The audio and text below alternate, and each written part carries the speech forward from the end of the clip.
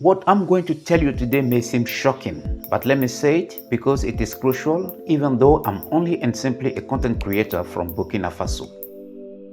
Normally, I make videos as a contribution to improve English language teaching and learning. But this video is different. I may not be the right person to say what I'm going to tell you today. Today, as we speak, some of the older people, they don't even have food because they didn't get their rentals. What about the poor of the poorest who are relying on these foreigners to make a living? How are they going to live right now? That's the question. We have lost 121,000 jobs. 121,000 jobs that have actually been lost in South Africa right now. And it is not looking nice. It is not looking nice at all. So let's ask a simple question. What happens next? What is next?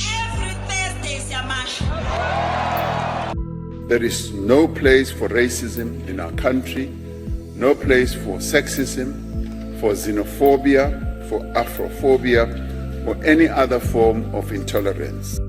Recently, I had the opportunity to attend a very important international conference held in Nairobi, Kenya. Many Africans from various parts of Africa attended the conference, making it a sort of a Pan-African gathering. There were delegations from such countries as South Africa, Ghana, Nigeria, Cameroon, Tanzania, Ethiopia, Egypt, Burkina Faso, Uganda, etc. The conference was organized by Africa English Language Teachers Association, also called Africa ELTA. Every year, Africa ELTA brings together English language teachers from across the continent to celebrate pedagogical excellence.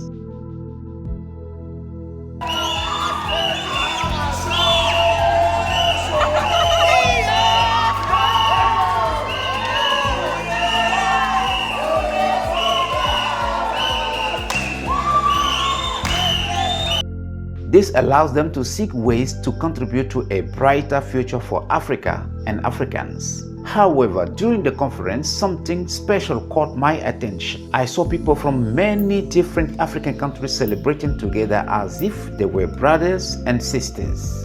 And among them, I saw this.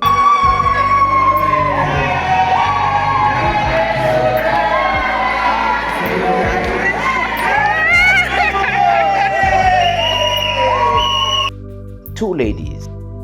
One lady is from South Africa and the other from Nigeria. You can notice it through their respective country flag, which they are proudly wearing and waving. See how happy they are. I almost cried when I saw this. Because in the meantime, some South Africans were casting out of their country foreigners, including Nigerians, just for economic reasons. This image is so powerful because it gives us a perfect example of how Africans should actually behave in relation with strangers. This is why I say to South Africans today, you have not become the richest and most powerful country in Africa overnight. You are leading today because many people from various African areas stood for you yesterday. Yes, let me say it again.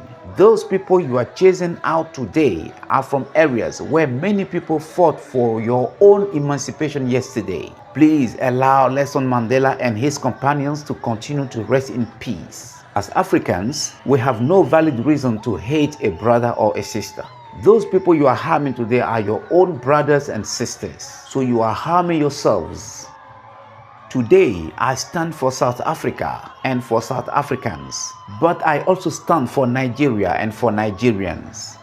I stand for Ghana and for Ghanaians. I stand for Zimbabwe and for Zimbabweans. Today, I stand for Africa and for Africans. I know that no stranger in your country is perfect or flawless. But I also know that casting them out by force is not going to make your country better. Blaming foreigners isn't gonna solve this problem. Yes, South Africa has one of the highest unemployment rates in the world. And that didn't happen just because some immigrants just simply appeared. That happened because of years and years of weak economic growth, corruption, poor governance, electricity shortages, failing infrastructures, and lack of investments.